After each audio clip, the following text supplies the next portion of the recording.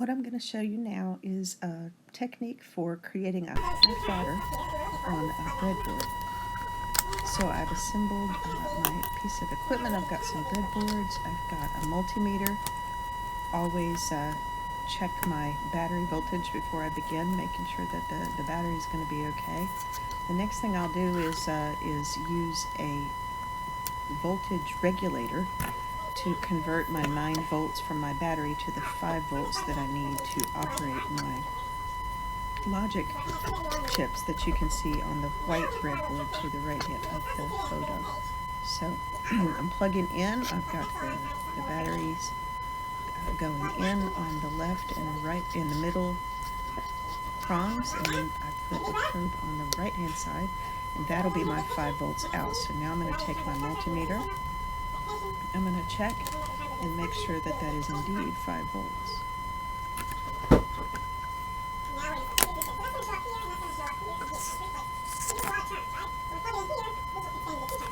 Indeed it is. Alright, so now that I've got that and I've got my ground wire, the ground wire will be the blue wire, the power wire will be the red wire. I'm going to plug the power into pin 14 of each one of these 3 chips and ground into pin 7 of each one of these 3 chips. And that way I know I've got my power system ready to go before I begin to hook up any of my inputs and outputs. So that's what I'm doing here. See, I'm daisy chaining the pins together and connecting them to the power source.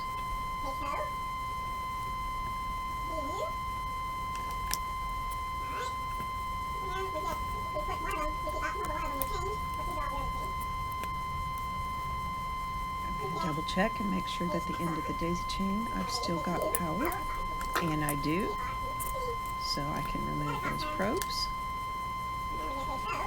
And now what I'm going to do is assemble the half adder, and you can see the schematic down at the bottom there.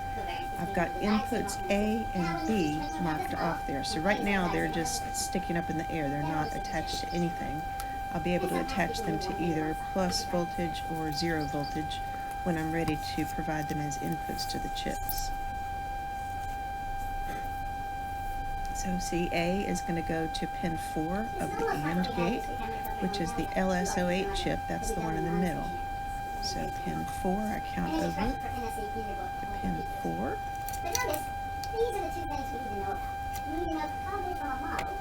And I'm going to continue to make the connections that you see in the schematic. And notice it's important that there be a relationship between the desired and the receipt. Otherwise, how are we going to do any business? Now, it's something we could have derived this differently. This is also going to go, this is A, it's also going to go into the pin 1 of the inverter chip. That's LSO4. So now I'll have A and A naught ready to go. When we correlate the error, estimate minus the true, now I'm going to connect B. B. First connecting it to the inverter, so I just made B naught, that's pin 3 of the inverter chip.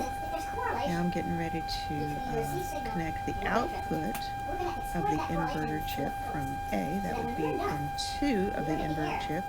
It's going to go into pin 2 of the AND gate. Some people, your book actually does this, we talked about this before, they kind of think of a plane as the span of RT. If we're using RT to form our estimates, we can only form estimates that are in the plane of the receiver. Input B into pin 1 of the AND gate. So B is getting ANDed with A naught. Is it forms the closest point to that in a mean square system. This is more like a least squares view of the world. So I think it can be a little misleading.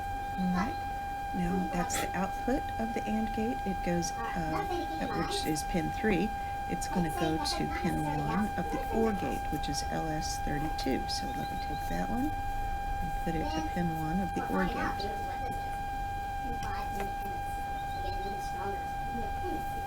Alright, so I've got that whole bit connected. So now, what I'm going to do is just double check, make sure that I have everything connected the way I thought I was connecting it, Got the pin numbers right there on the schematic so that I'll know that I'm doing it the right place. Alright, now I'm going to connect the bottom part together, so you can see B is going into pin 3 of the inverter, and then B0 will be coming out of pin 4 of the inverter. Alright, so far, pause for a minute, we've done kind of this general non-stationary. That goes into pin 5 of the AND gate. So we talked about stationary And I've got that connected. Now let me put B itself into pin 1 of the AND gate.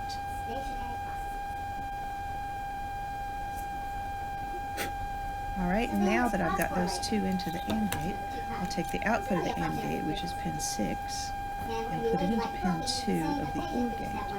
So you can see I've got the connection from pins 3 of the AND gate and pin 6 of the AND gate. That's the outputs of the two AND gates, and I'm going to put them into pins 1 and 2 of the OR gate so that I get the final output that I am looking for coming out of pin 3 of the OR gate. Alright, so I'm double checking what I'm doing now, making sure that I've got everything connected the way I think I've got it connected. Alright, counting each pin, making sure it has things attached to it.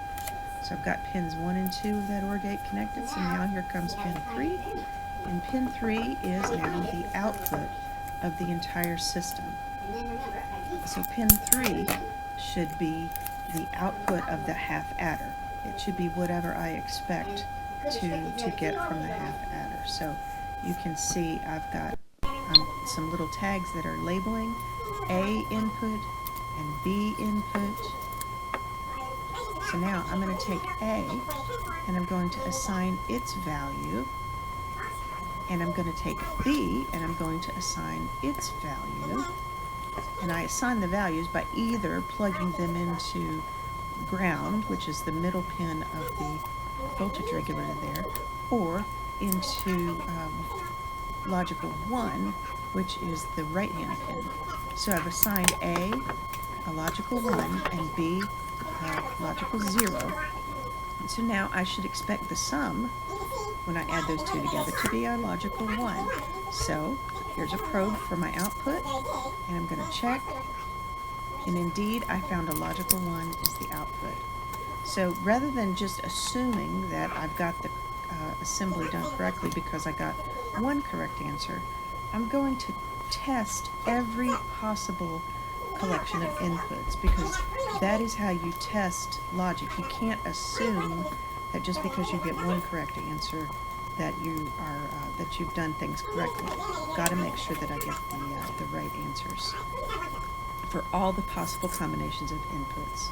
So here are a logical 1 and a logical 1 add to a logical 0 for the sum output.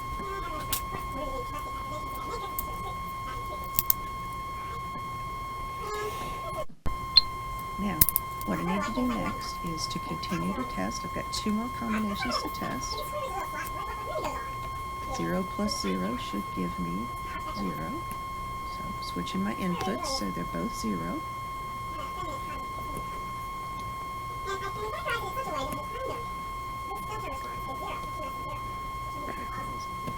A, and there goes B, both 0. Testing my output now. Testing my output. Making sure I can see because the sun appears to be going down. So for my output I get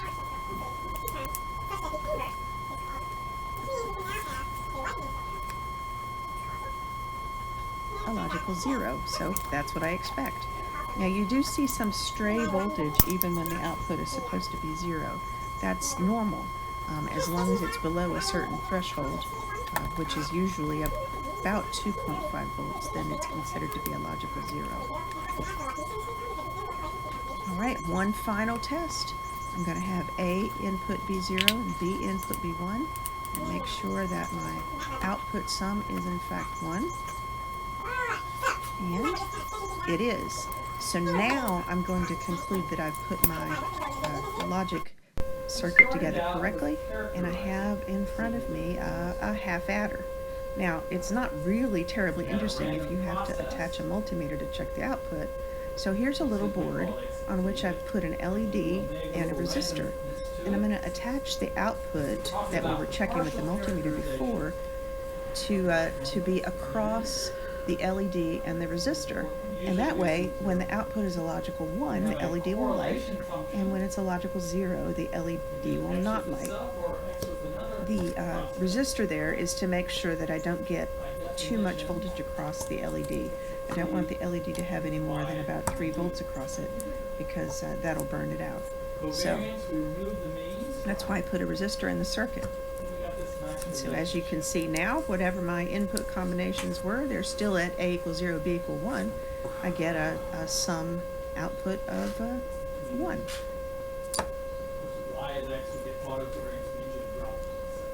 And if I switch them around, you notice the light goes off when I make them both 0.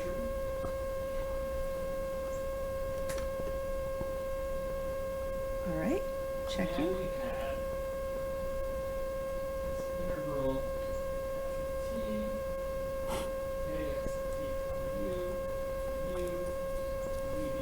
Two inputs